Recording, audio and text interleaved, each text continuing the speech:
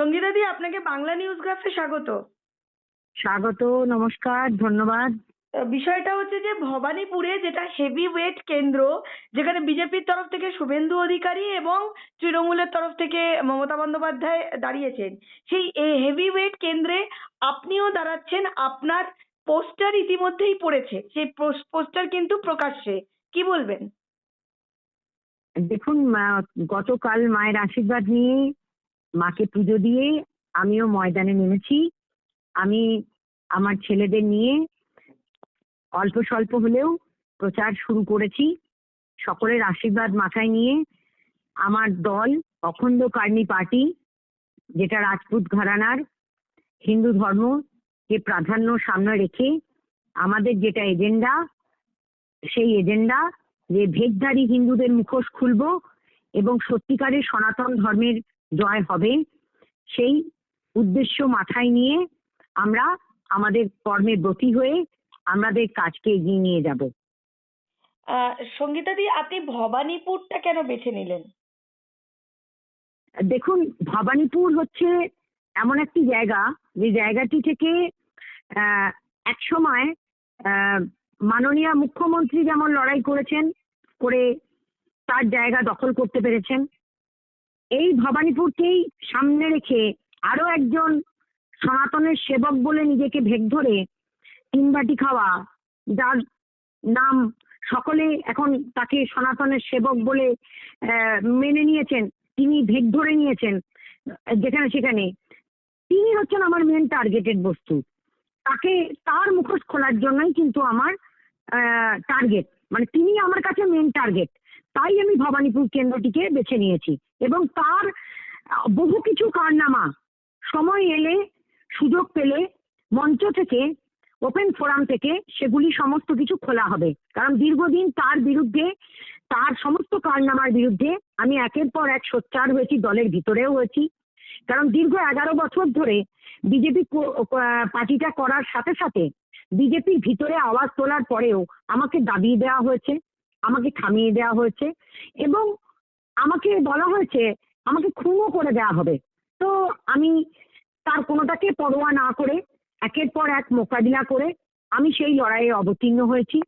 আশা করছি মা কালী, আমাদের যে সনাতন ধর্ম, মা দুর্গা, মা ভবানী, সমস্ত আশীর্বাদ মাথায় নিয়ে আমি এই লড়াইয়ে নিশ্চয়ই সফলতা পাবো এবং এই লড়াই জয় করতে পারবো। আপনি একটু আগে অভিযোগ করলেন আপনাকে খুন করে দেওয়ার হুমকি দেওয়া হয়েছে বা বলা হয়েছে, মানে এটা কি বিজেপির তরফ থেকে বলা হয়েছে? কারণ আপনি তো একটা সময় একনিষ্ঠভাবে বিজেপি করতেন এবং আপনার যে ব্যাকগ্রাউন্ড সেটা আরএসএস ঘরানা, মানে আরএসএস থেকে উঠে আসে, আপনার পরিবারও আরএসএস এর সাথে যুক্ত। সেখানে দাঁড়িয়ে আপনাকে প্রাণের হুমকি কারা দিয়েছে?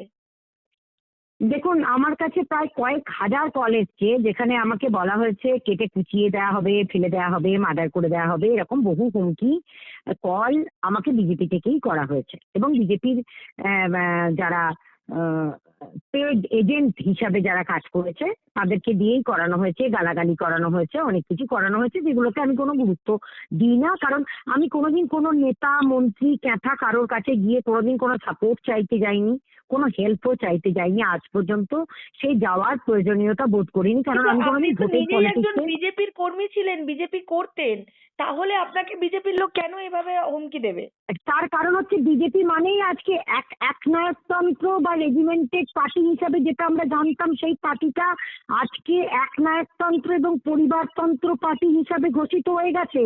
এই পার্টিতে একটা পরিবারের 3-4টে করে সিট, বা বাপ বেটা, ভাই, বাবা, দাদারা টিকিট নিয়ে, এবং যারা তার প্রেমিকা বিছানা গরমকারী এবং বিস্তর, শুধু গরমকারী শুধু নয়, টাকা পয়সা দিয়ে কামিনী কাঞ্চন ভোগ বিলাসকারী নেতা নেত্রীরা, এবং যারা দীর্ঘদিন ধরে দিল্লির কেন্দ্রীয় নেতাদের তৈলমর্দন করেছেন শুধু নয়, দিল্লি নেতাদের ব্যাগ বহন করেছেন শুধু নয়, দিল্লি নেতাদেরকে হাতে করে ফল খাইয়ে দিয়েছেন শুধু নয়, দিল্লির নেতাদের সাথে সাথে দিল্লির নেতাদের বেটার হাফ তৈরি হয়ে গেছে, মানে অর্ধেক বউ বানিয়ে নিয়েছিলেন তাদেরকে।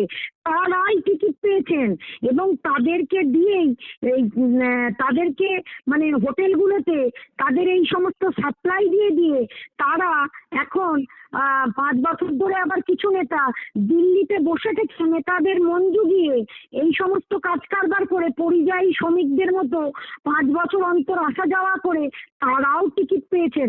এই সমস্ত দাদা দিদির অনুগামী হয়ে যারা শুধুমাত্র এই কয়লা বালি গরু পাচারের টাকা ভাগ বসিয়ে টাকা খেয়ে সেই টাকার লেনদেন করে দাদা দিদিদের অনুগামী হয়ে আর এই সমস্ত কীর্তিকলাপ করে টিকিটের ভাগ বসিয়েছে বলে দিকে দিকে বিজেপির স্বচ্ছ এবং সংবিধান মেনে শ্যামাপ্রসাদ মুখার্জির আদর্শ, দীনদয়াল উপাধ্যায়ের আদর্শ মেনে যারা অরিজিনাল বিজেপি কর্মী তাদেরকে কুকুর ছাগলের মতো দূর দূর করে তাড়িয়ে দিয়ে বিজেপি পার্টি অফিসের নিচে থেকে ওপরে উঠতে গেলে সই করে ঘন্টার পর ঘন্টা বসিয়ে রেখে তাড়িয়ে দিয়ে তাদেরকে ব্যবহার করে আজকে ছুঁড়ে ফেলে দিয়ে গোটা কতক ওই ব্যবসায়ী মিলে পার্টিটাকে হাইজ্যাক করে নিয়ে সেই আদর্শ মেনে নিয়ে আমাকে পার্টি করতে হবে এমন কোথাও দাসখত লিখে দেয়নি সঙ্গীতা চক্রবর্তী।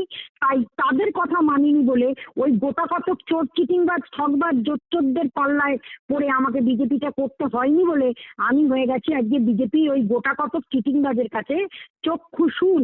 তাই আমাকে আজকে তারা অর্থাৎ তাদের লাগানো কিছু গুন্ডা মাফিয়া যারা চেষ্টা করছেন আমাকে খুন করে দেবেন। আর আমাকে খুন করে দিলে আমি বলেই দিয়েছি আমার মৃত্যুর পিছনে 3জন দায়ী থাকবেন, নরেন্দ্র মোদী, মাননীয় অমিত শাহজি এবং মাননীয় শুভেন্দু অধিকারী। এই 3জনই দায়ী থাকবেন আমার মৃত্যুর পিছনে। আপনি ভয়ঙ্কর অভিযোগ করছেন যে আপনি সরাসরি নাম ঘোষণা করে দিচ্ছেন। অবশ্যই নাম ঘোষণা করছি, তার কারণ তারাই আমাকে রক্ষা করার জন্য রাজ্য সরকারকে দায়িত্ব দিয়েছিলেন। বর্তমানে তাদের দল থেকেই আমাকে খুনের হুমকি দেওয়া হচ্ছে এবং তারাই তাদের প্রেরিত এবং তাদের পোষ্যপুত্র যাকে যিনি নিজের মুখে স্বীকার করেছেন আমি চোর চিটিংবাজ ঠক জোচ্চোর, নিজের হাতে টাকা নিয়েছি, চুরি করেছি, সেই মাথায় ছাতা দেওয়া যে একটি নেতা এবং তার দেওয়া যতগুলো ক্যান্ডিডেট তাকে যারা অনুগামী করে আজকে এতদিন দলটা করেছে সেই চোর চিটিংবাজগুলোকে আজকে টিকিট দিয়ে দলে জায়গা করে দিয়েছে। যে 5বারের হেরো প্রার্থী, বলছি তো বিজেপির ওই প্রিয়াঙ্কা টেংরিবাল যে 5বারের হেরো প্রার্থী তাকে আবার এন্টালি থেকে টিকিট দেওয়া হয়েছে, যিনি আদৌ বিজেপির ভোট পরবর্তী হিংসায় 2021 সালে একটাও চিঠি চাবাটি দেখাতে পারবেন না, কোনো কাজ দেখাতে পারবেন না, আমার করা কাজগুলোকে হাইজ্যাক করেছেন। তাদেরকে কে বাঁচায় পরবর্তী দিনে যদি ভোট কোনো কারণে বিজেপি হেরে যায় তাহলে তাদের কাজগুলোকে হাইজ্যাক করে নেওয়া এই এই এই নেত্রীগুলোকে যিনি বসে আছেন যার বক্তব্য শুনলে হাসি লাগবে, বাংলা ঠিকমতো বলতে পারে না, বাংলা এরা ঠিকমতো মুখ থেকে বেরোয় না, এরা নাকি বিজেপিকে ক্ষমতায় নিয়ে এসে বাংলাদেরকে মানে বাঙালিবাসীকে আমাদেরকে বোঝাবে এটা নাকি বাংলার পার্টি। আদৌ শ্যামাপ্রসাদ মুখার্জি তৈরি করা বাংলা পার্টিটাকে বাংলার পার্টি বানিয়ে রেখেছে এটাকে আদৌ কি বাংলার পার্টি না গুজরাটি পার্টি বানাবার চেষ্টা চলছে? বাংলার মাছ মাংস খাওয়া বন্ধ করে দেওয়া, বাঙালির মেরুদণ্ড বিক্রি করে দেওয়া তৈলমর্দনকারী পার্টি হিসাবে আমরা সেই পার্টিতে থাকতে পারবো না।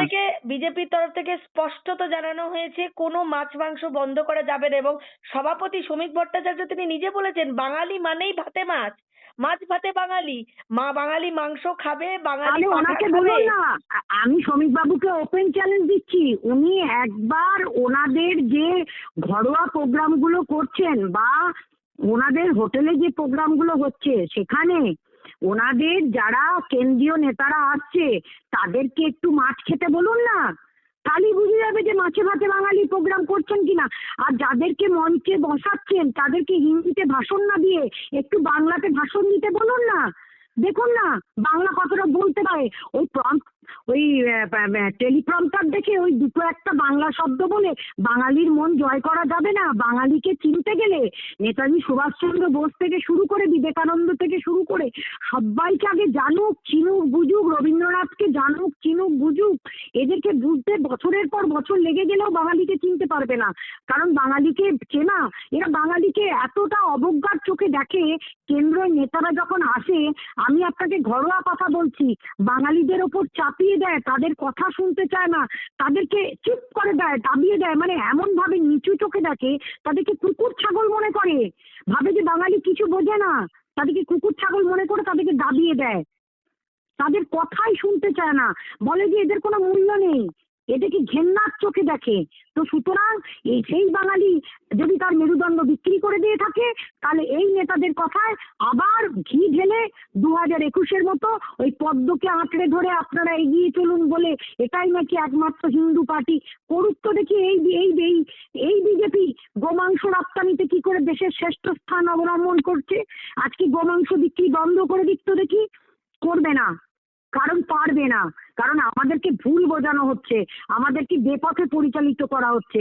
আমাদের চোখ যখন খুলে গেছে, আমরা যখন প্রতিবাদ করছি, আজকে ইউজিসি নিয়ে কোনো প্রতিবাদ নেই। কেন কেন ব্রাহ্মণ হিন্দু বাড়ির সন্তানদের উপর কেন ইউজিসি চাপিয়ে দেওয়া হলো?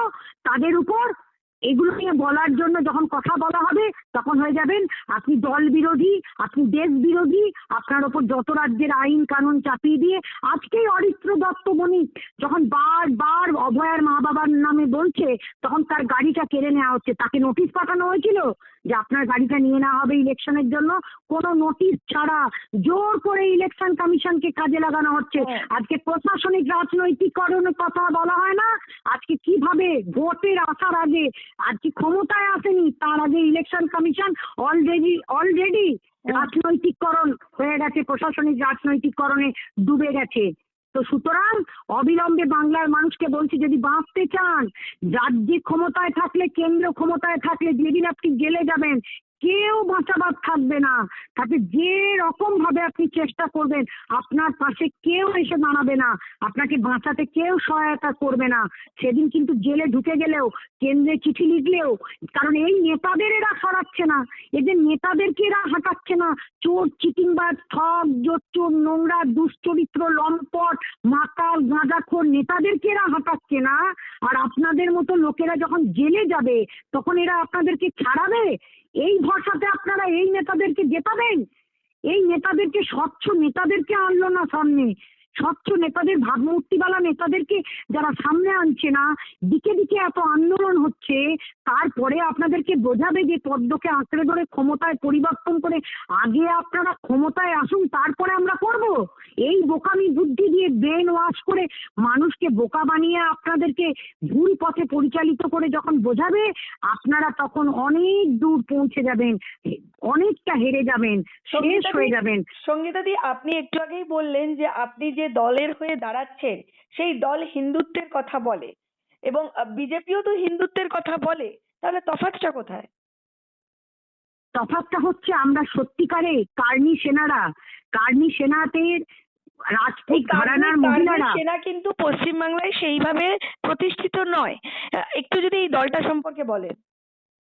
কার্নি সেনাদের কাহিনী, রাজপুত ঘরানার কাহিনী আপনারা ইতিহাসে পড়বেন, পড়লে বুঝতে পারবেন যে এরা এতটা পরিমাণে উগ্র হিন্দুত্ববাদকে মানে মান্যতা দেয়, যেখানে তারা দেখতে পাবেন যে তাদেরকে যখন লড়াই হয়েছিল, আপনারা অনেকটা দীপিকা পাডুকোনের একটা সিনেমা দেখলে আপনারা বুঝতে পারবেন যে সেখানে তারা তাদের নিজেদেরকে আগুনে আত্মহতি দিয়েছিল মহিলারা, তাদেরকে নিজেদেরকে স্পর্শ করতে দেবে না বলে।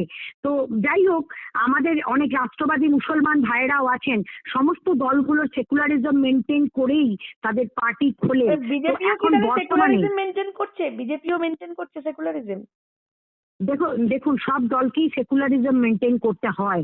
তো এখন ঘটনাটা হচ্ছে, এখন আমাদেরকেও সেকুলারিজম মেনটেন করে রাষ্ট্রবাদী মুসলমান ভাই বোনেদেরকে এগিয়ে দিতে হবে।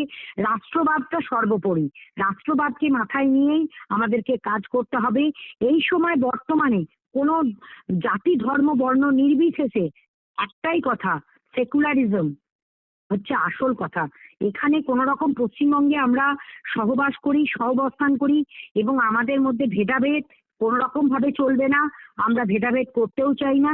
তবে একটা কথা, সর্বোপরি একটা কথা বলতে পারি, যে হিন্দুত্ববোধ বা বাদ নিয়ে বিজেপি কাজ করতে চলেছে, সেই ভেগধারী হিন্দুত্ব বোধ বা বাদ, একদিকে বাবরি মসজিদ করার জন্য কাউকে সিকিউরিটি দেব, আর একদিকে বলবো যে দেখুন আমরা বাবরি মসজিদের বিরুদ্ধে, আবার তাকেই সিকিউরিটি দেব। এই ধরনের মিথ্যাচার দিয়ে নিশ্চয়ই পার্টি চলতে পারে না। অ্যাকচুয়ালি ভোটের রাজনীতিতে নোংরা রাজনীতির খেলায় কিছু মানুষকে এগিয়ে দিয়ে এই রকম নোংরা রাজনীতি মেনে নিতে পারবে না আপনি মানুষ। ভবানীপুর থেকে দাঁড়াচ্ছেন, আপনার এগেনস্টে দুজন হেভিওয়েট, মমতা বন্দ্যোপাধ্যায় এবং শুভেন্দু অধিকারী। আপনি কতটা আশাবাদী, কতটা লড়াই করতে পারবেন? দেখুন, একটা কথা বলতে পারি, মা দুর্গা মাথায় আছে। একবার মার খেতে খেতে এক হেভি ওয়েট নেতা আমায় জঙ্গলে মেরে ফেলে দিয়েছিল 2016 সালে। তিনি ভেবেছিলেন একটা চিত্তি মারতে মেরে ফেলে দিয়েছি। সেই মেয়েটি তার হাতে পায়ে কোমরে প্লেট লাগিয়ে আউস গ্রামের বুক থেকে কলকাতার বুকে এসে লড়াই করছে। তো সেদিনও তিনি ভেবেছিলেন 10 বছর আগে যে তিনি হয়তো একটা পিমড়েকে মেরে ফেলে দিয়েছিলেন। তো সেই দিনের সেই সঙ্গীতা চক্রবর্তী আজকের সঙ্গীতা চক্রবর্তীর মধ্যে অনেক ফারাক। সেই লড়াইটা লড়তে লড়তে সঙ্গীতা চক্রবর্তী টিকে আছেন, টিকে থাকবেন। ভবিষ্যতে আরো অনেক বড় লড়াই আছে। হয়তো আজকের লড়াইটা দিয়ে শুরু করেছে রাজনৈতিক জার্নি, ছোট লড়াই। ভবিষ্যতে আরো অনেক বড় লড়াই আছে, সেগুলো লড়বো। থামবো না কোথাও, ভয় পাইনি। কারণ সত্যের পথে থাকলে জিত একদিন হাসিল হয়। আজকে হয়তো সেটা ছোটখাটো লড়াই বলে অনেকে হয়তো বলবে যে ওরকম অনেকে আসে, অনেকে দাঁড়ায়, অনেকে পিছিয়ে যায়। অনেক অনেক দলের তো অনেক কর্মী দিচ্ছেন। সঙ্গীতা চক্রবর্তী তাদের মধ্যে একজন, যিনি মার খেয়ে ময়দান কামড়ে আঁকড়ে পড়ে থেকেও তার কিছু লোককে রেডি করতে পেরেছেন, অনেক ভাই বোনকে তৈরি করতে পেরেছেন মাঠে ময়দানে, তার মতো করে মানবাধিকার কর্মী তৈরি করতে পেরেছেন। যারা লড়াই করছেন মাঠে ময়দানে তারা আমার পাশে আছেন।